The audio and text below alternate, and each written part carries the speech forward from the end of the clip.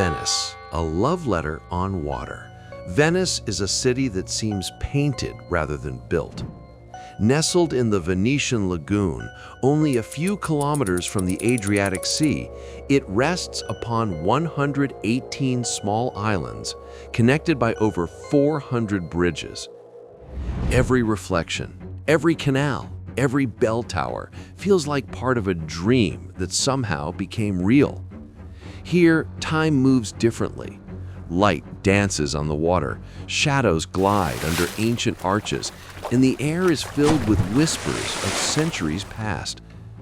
Let's hear a few quotes from famous people about Venice. Maybe it will inspire you to find out more about the lagoon city. Woody Allen said about Venice, "Venice is the most romantic place in the world, but it's even better when there is no one around." Roland Topor said, "Venice is the most romantic place in the world because it does not belong to anyone, just like love." And Peggy Guggenheim once said, "Venice is eternity itself, an endless theater of water, light, and history." And also Lord Byron wrote, "There is no city in the world like Venice. The beauty of the place will live in your memory forever." Soon, we will uncover the history, secrets, and stories that make Venice one of the most magical cities in the world, a place you must experience to truly understand. The origins, born from fear and freedom. Venice was founded in 421 AD, according to legend, when refugees from northern Italy fled the barbarian invasions and sought safety on the small, marshy islands of the lagoon. They chose this place because it was hard to reach, yet close enough to trade routes, a refuge between land and sea. Here, they built not just houses, but independence. Venice became a republic that owed nothing to kings or emperors. The rhythm of the water. In Venice, the streets are made of water. Public transport comes in the form of vaporetti, water buses with regular lines across the Grand Canal, Giudecana, and the Lido. For those who prefer privacy, there are water taxis gliding like limousines over the waves. And then, the most iconic of all, the gondoliers, standing proud in striped shirts, steering their sleek black boats through the narrow canals, symbols of timeless Venetian grace. The city that built the seas. Venice was once the greatest shipbuilder in the world. In the arsenal, founded in 1104, entire fleets were constructed, warships, merchant vessels, and galleys that made Venice a maritime empire. The arsenal could build a complete ship in just one day, a miracle of early industrial efficiency. Today, shipbuilding still continues, but more as craftsmanship and tradition, a quiet echo of the city's golden age. The Carnival and the masks of time. Was Venice the birthplace of Carnival? In a way, yes.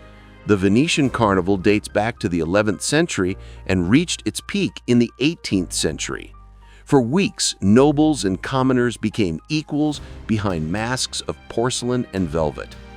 Because in Venice, nothing lasts forever, they said, meaning that beauty, joy, and even identity were always fleeting, like reflections in the water. It is this fragility that makes the city so deeply human. A city of contrasts and the architecture. In Venice, wealth and poverty exist side by side, sometimes just a few meters apart. Behind narrow alleys like crumbling stone houses, their plaster worn away by centuries of salt and wind. And just beyond them, palaces lined with gold mosaics and marble balconies, built by wealthy families who once ruled the seas.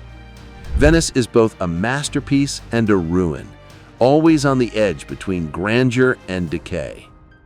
Venice is a city built by visionaries who dreamed not only of safety, but also of power, beauty, and eternal presence. Its architecture reflects centuries of ambition, taste, and ingenuity. Every building tells a story of wealth, rivalry, artistry, and the desire to leave a mark on a city that floats on water. At the heart of Venice stands the Doge Palace, or Palazzo Ducale. Originally built in the 9th century and rebuilt in the 14th and 15th centuries, it was the home and office of the Doge, the elected leader of the Venetian Republic. Its soaring Gothic facades, delicate arches, and intricate marble carvings were meant to reflect both the power of the state and the civic pride of its people. Inside, the Sala del Maggior Concilio hosted the Great Council, where nobles debated laws and made decisions that shaped centuries of trade, diplomacy, and conquest. The palace also housed courts and prisons, reminding citizens that authority and justice were intertwined. The Bridge of Sighs whispers of the human stories of triumph, intrigue, and sorrow that unfolded within these walls. Venice's architecture was never merely decoration. It was a statement that even on shifting marshes, humans could create order, beauty, and permanence, and that a city could be at once fortified, elegant, and alive with culture. Every palace, every church, every bridge sent a clear message from its builders. Venice was not just surviving the water, it was mastering it and leaving a legacy that would inspire the world. The heartbeat of the Piazza. Piazza San Marco, the living heart of Venice. Here, hundreds of thousands of pigeons flutter over the domes, and the air vibrates with the voices of tourists from every corner of the world. The bells of St. Mark's Basilica mixed with the music of street performers and the chatter of travelers. It's a symphony of life, chaotic, joyful, and irresistibly Venetian. Every step, every glance reveals the layers of history, from merchants and nobles to artists and dreamers. The fall of a republic. In 1797, Napoleon conquered Venice, ending over 1,000 years of independence. The proud Republic of Venice, La Serenissima, fell without a battle.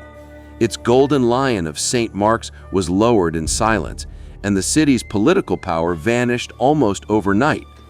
Trade routes shifted, wealth declined, and Venice entered a long, melancholic sleep. Yet even in decline, Venice preserved its art, architecture, and sense of identity, echoing a time when it ruled the waves. Venice today, between preservation and renewal. Modern Venice faces the challenge of survival. The city sinks slowly, about 1 to 2 millimeters per year, while tides and climate change threaten its foundations. Massive engineering projects like MOSI, the movable flood barriers, are designed to protect it from the rising Adriatic.